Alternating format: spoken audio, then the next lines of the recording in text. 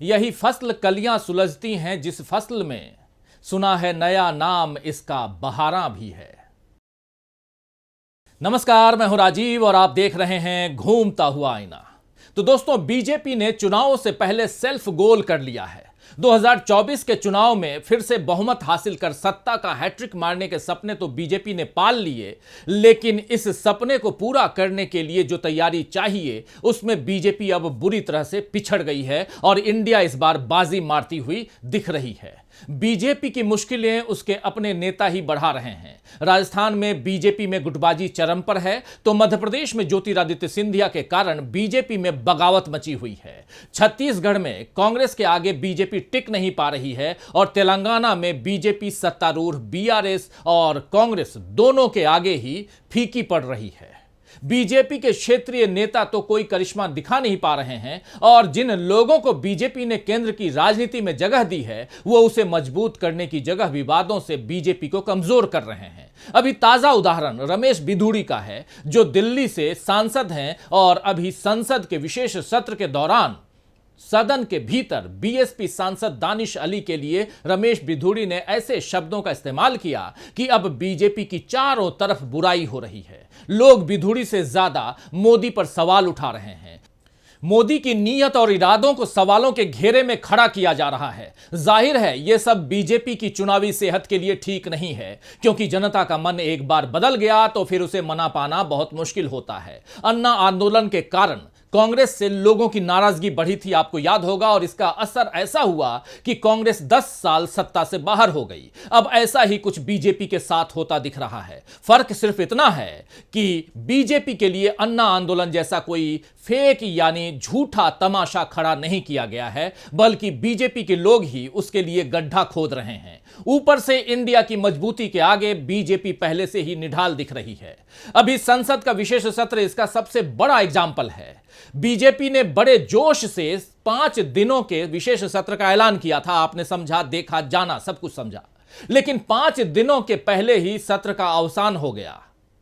संसद के सामान्य सत्र तो कई बार पहले से खत्म कर दिए जाते हैं, पहले से ही अनिश्चितकाल के लिए उसे खत्म कर दिया जाता है, लेकिन विशेष सत्र को भी पूरे दिन बीजेपी ने नहीं चलवाया। तो इसकी सबसे बड़ी वजह यही दिख रही है कि बीजेपी को समझ आ गया है कि अब इस तरह के पैंतरों से उसे कोई फायदा नहीं मिलेगा। चुनावी बाजी अपने नाम करने के लिए मोदी जितने दांव चल रहे हैं वो सारे दांव उल्टे पड़ रहे हैं, जबकि राहुल गांधी साधारण से लगने वाले असाधारण काम कर रहे हैं और चुनावी स्कोर में उनके कारण कांग्रेस के नंबर बढ़ते जा रहे हैं। महिला आरक्षण का दांव मोदी के लिए कारगर साबित नहीं हुआ। ओबीसी के मुद्दे पर बीजेपी घिर गई और इधर राहुल गांधी कुलियों के बीच पहुंच गए तो सोशल मीडिया पर वो छा गए और इसके बाद दानिश अली को गले लगाकर उन्होंने एक झटके में कई सारे पॉइंट्स हासिल कर लिए। जैसे महाभारत में अर्जुन के तीर एक साथ बहुत सारे निशाने साध लेते थे, वैसे ही राहुल गांधी चुनावी महाभारत में इंडिया और कांग्रेस के अर्जुन बन गए हैं।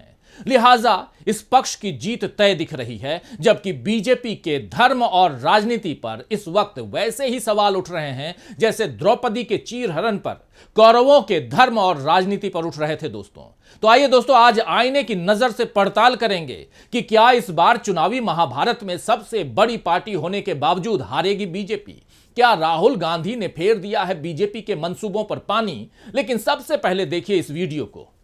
क्यों ले रहे हैं मोदी साहब? सिरे नहीं ले रहे हैं, सिरे ले रहे हैं देश के वैज्ञानिक। उग्रवादी सिरे ले रहे हैं। उग्रवादी बोलने नहीं दूंगा कभी खड़ा होगा, ये बता रहा हूं। उग्रवादी सर, ये जो सिरे अगर जाता है तो देश के प्रधानमंत्री को जाता है। दानिश अली जी प्लीज सिट डाउन। ये आतंकवादी है, उग्रवादी है, ये मुल्ला आतंकवादी है। बिधूड़ी जी, सर अभी मैं बताना चाहता हूँ, अधीर रंजन जी अभी शोर मचा रहे थे, लिस्ट पढ़ रहे थे। उस लिस्ट में अधीर रंजन जी जब लिस्ट पढ़ रहे थे 1975 से लेकर अभी तक, इसकी बात करते रहना थी। बाहर देखो इस मुल्ले को। If anything wrong, अभी रोड पढ़ रहे थे सर। इसरो ने 1975 से अब तक 52 तो दोस्तों, ये वीडियो आप पिछले 2-3 दिन से सोशल मीडिया पर कई बार देख चुके हैं। फिर भी मैंने आपको यह वीडियो दिखाया क्योंकि यह कोई ऐसी घटना नहीं है जो कुछ दिनों में लोग भूल जाएंगे, बल्कि रमेश बिधूड़ी के ऐसे बयान के बाद अब देश एक नए मोड़ की ओर मुड़ता दिख रहा है। आप में से बहुतों ने टीवी पर दिखाई गई महाभारत में द्रौपदी वाला सीन देखा होगा। उस समय पांडव लाचार दिख रहे थे और कौरव हंस रहे थे। ठीक वैसी ही हंसी 2023 में नई संसद में बीजेपी सांसदों की दिखाई दी, वो भी तब जब उनका एक साथी सांसद जो है दूसरे सांसद को अपशब्द कह रहा था। द्रौपदी के अपमान के कारण महाभारत के युद्ध का रास्ता तैयार हुआ और अब वैसा ही माहौल आज के हिंदुस्तान में बनता दिख रहा है। दानिश अली के अपमान ने राजनीतिक बहस को नई दिशा दे दी है और बीजेपी इस बहस के लिए बिल्कुल तैयार नहीं है, क्योंकि मोदी की तो सारी तैयारी महिला आरक्षण विधेयक को पास करवाकर उस पर वाहवाही लूटने की थी, लेकिन एक घटना ने राजनीति में उथल पुथल मचा दी। मोदी का सारा स्वागत सत्कार धरा का धरा रह गया और महिला आरक्षण भी विवादों में आ गया। संसद के विशेष सत्र में बीजेपी ने केवल 2 ही काम किए, लेकिन दोनों में वो बुरी तरह से फंस गई है। संसद के विशेष सत्र के दूसरे दिन यानी गणेश चतुर्थी के दिन संसद के नए भवन में प्रवेश किया गया। बीजेपी ने नई संसद में कदम रखते ही पहला काम यह किया कि हिंदुत्व की तरफ देश को थोड़ा और धकेल दिया। मोदी ने बार बार अपने भाषण में शुभ दिन, पवित्र काम, सेंगोल और ईश्वर को याद करने का काम किया, लेकिन मोदी की इन धर्म से चुपड़ी बातों पर अधीर रंजन चौधरी ने खूब पलटवार किया। अधीर रंजन चौधरी ने संविधान की प्रस्तावना पढ़कर बता दिया कि इस देश में केवल हिंदू या मुसलमान या सिख या ईसाई नहीं कहते, बल्कि हम भारत के लोग कहते हैं। मोदी सरकार ने चुनाव को देखते हुए दूसरा दांव चला महिला आरक्षण का। जो बिल कई दशकों से किसी न किसी वजह से लंबित हो रहा था, उसे नारी शक्ति वंदन अधिनियम देकर बीजेपी ने पेश किया और यह बिल दोनों सदनों से पारित भी हो गया। लेकिन इस बिल में कई सारे किंतु परंतु हैं। महिलाओं को आरक्षण का फायदा तभी मिलेगा जब नई जनगणना होगी और परिसीमन होगा। ये दोनों काम कब होंगे इस बारे में अभी कुछ कहा नहीं जा सकता है। कांग्रेस समेत लगभग सारे विपक्षी दलों ने इस बिल का समर्थन तो किया, लेकिन ओबीसी आरक्षण का मुद्दा भी उठा दिया। खासकर राहुल गांधी ने महिला आरक्षण में ओबीसी की जगह पर बीजेपी को ऐसा घेरा कि उसे अपने बचाव का रास्ता ही नहीं दिख रहा। ये वीडियो देखिए। लोकसभा, राज्यसभा, विधानसभा, there is the bureaucracy, there is the press, and there's the judiciary, and I looked with an eye to understand what is the participation of the OBC community in these institutions. मतलब हमारे जो institutions हैं उनमें OBC की भागीदारी कितनी है, यह सवाल मैं पूछ रहा था और मैंने अलग अलग इंस्टीट्यूशंस में थोड़ा रिसर्च किया। जो सेंट्रल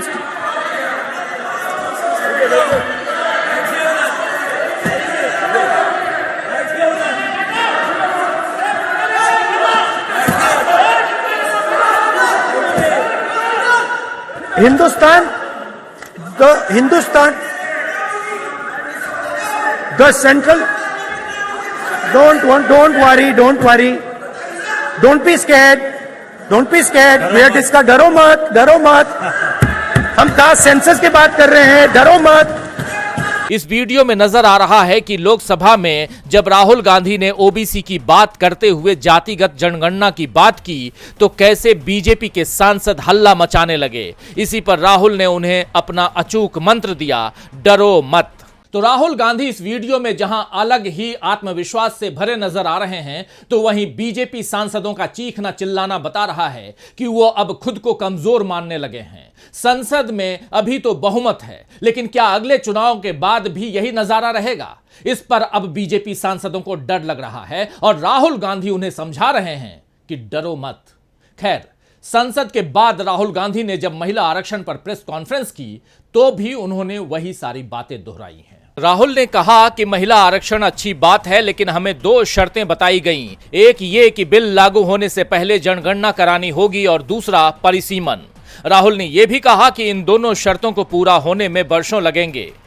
सच्चाई ये है कि आरक्षण आज लागू किया जा सकता है, ये कोई जटिल मामला नहीं है। सब कुछ केंद्र सरकार की इच्छा शक्ति पर निर्भर करता है। राहुल ने कहा कि मैं पीएम मोदी से पूछना चाहता हूं कि उनकी सरकार में ओबीसी समुदाय से केवल 3 सदस्य क्यों हैं। राहुल का कहना है कि देश को चलाने वाले केंद्र सरकार के 90 सचिवों में से केवल 3 ओबीसी से आते हैं, ऐसा क्यों है। और शनिवार को राजस्थान की जनसभा में भी राहुल गांधी ने ओबीसी का मुद्दा उठाते हुए यही सवाल सरकार से फिर किए कि आखिर सरकार जातिगत जनगणना से डर क्यों रही है। राहुल गांधी ने कहा कि जैसे चोट का पता लगाने के लिए एक्सरे किया जाता है और फिर इलाज होता है, वैसे ही कास्ट सेंसस एक्सरे है जिससे पता चलेगा कि देश की ओबीसी आबादी कितनी है और उस आबादी को उतना हक मिल रहा है या नहीं।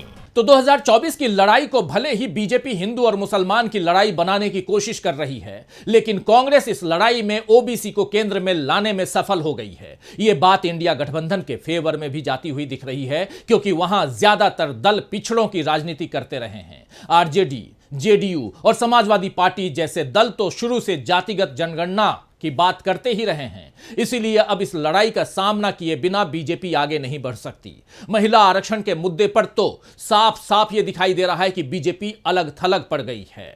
और बीजेपी नेता उमा भारती ने भी पिछड़े वर्ग की महिलाओं को कोटा नहीं दिए जाने पर निराशा जताई है। उन्होंने दलित यानी कि उमा भारती ने दलित, आदिवासी और पिछड़े वर्ग के साथ साथ पिछड़े मुसलमानों के लिए भी आधी सीटें आरक्षित करने की मांग कर डाली है।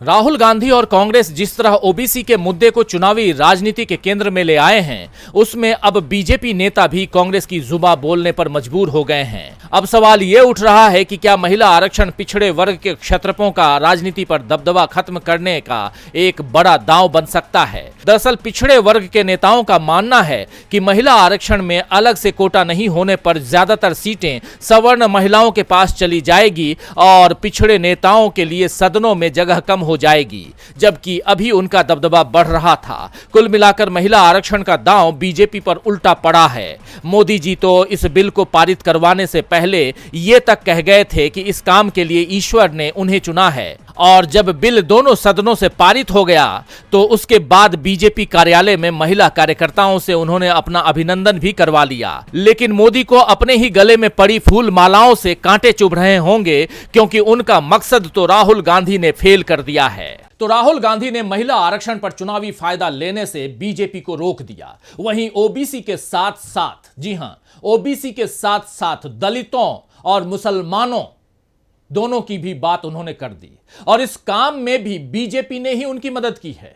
इस कार्यक्रम की शुरुआत में मैंने आपको सुनाया था कि रमेश बिधूड़ी ने कैसे दानिश अली को गालियां दी। अब दानिश अली हैं जो बीएसपी के सांसद हैं, आप जानते हैं, यानी बहुजन समाज पार्टी के दानिश अली सांसद हैं। तो कायदे से उनके जख्मों पर मलहम लगाने सबसे पहले किसको आना चाहिए? मायावती जी को पहुंचना चाहिए था, लेकिन वहां भी सबसे पहले राहुल गांधी पहुंच गए। इन तस्वीरों को देखिए जरा। इन तस्वीरों में आप साफ देख रहे हैं राहुल गांधी और दानिश अली एक दूसरे के गले मिलते हुए, हाथ मिलाते हुए, और इनमें किस तरह राहुल गांधी ने दानिश अली को गले लगाया और उन्हें यकीन दिलाया कि उनके जख्मों का दर्द राहुल गांधी भी महसूस कर रहे हैं। राहुल की मोहब्बत की दुकान का ये नजारा एक बार फिर लोगों के मन में उतर गया। वहीं बीजेपी के लिए ये मुश्किलें बढ़ा गया है, क्योंकि जख्म देने वाला बीजेपी का ही सांसद है, जिसे अब बीजेपी को कारण बताओ नोटिस जारी करना पड़ा है।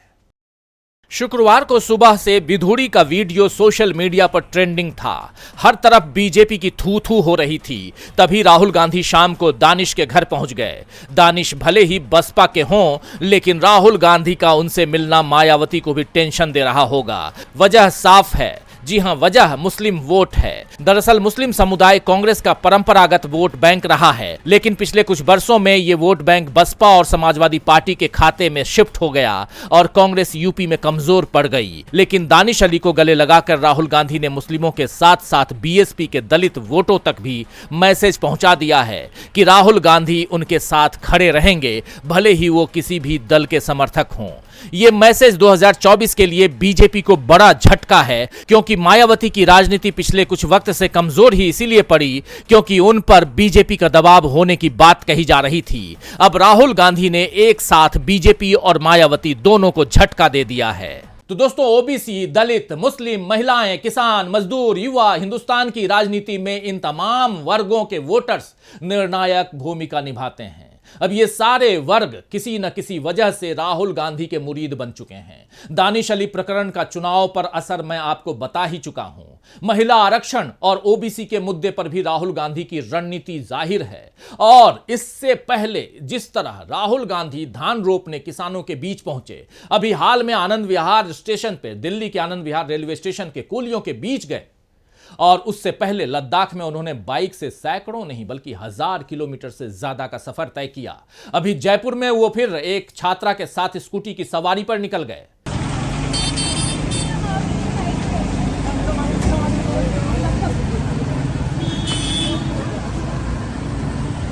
विदेशों में जाकर राहुल गांधी जिस तरह युवाओं को, बुद्धिजीवियों को संबोधित कर रहे हैं, इन सब से उनका राजनीतिक कद तो बढ़ ही रहा है और साथ साथ इंडिया भी मजबूत होता जा रहा है। वहीं मोदी को अपने हर दांव में नाकामी मिल रही है। न कोई शुभ मुहूर्त उनके काम आ रहा है और न नई जगह रास आ रही है। खैर, शायर साकी फारूकी ने ठीक ही फरमाया है कि ख्वाब आए कहां से अगर आंखें हों पुरानी, ख्वाब आए कहां से अगर आंखें हो पुरानी, और सुबह तक इस खौफ में रह भी नहीं सकते।